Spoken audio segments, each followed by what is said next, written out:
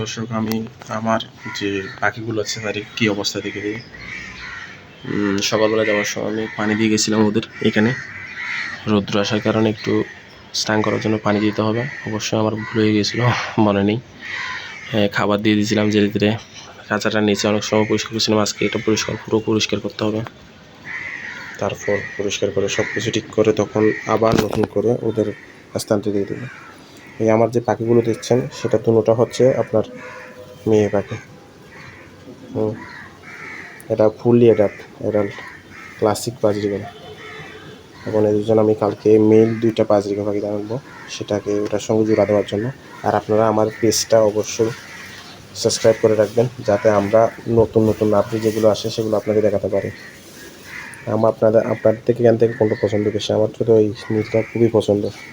আমি সবসময় এটা নিয়ে ওদের খাবার খাওয়াই, হাতে হাতে দিলে। অবশ্য হাতে খাবার খেতে চাই না, কারণ আমি এটাকে হ্যান্ড ফিডিং করানি। যদি ভবিষ্যতে বাচ্চা আসে, আপনারা যদি সাপোর্ট করেন, তাহলে অবশ্যই আমি এগুলোর বাচ্চাগুলোকে হ্যান্ড ফিডিং করাবো এবং আপনাদের দেখাবো, ঠিক আছে? আর আমি সবসময় এরকম একটা গ্লাসে পানি দিয়ে কলমি শাকগুলো ডুবে রাখি এবং এখান থেকে অল্প অল্প ছিঁড়ে তারপরে এগুলোকে খাবার দিয়ে আর কি দিতে পারবে। ওরা কলমি শাক খেলে পাগল হয়ে যায় খাওয়ার জন্য।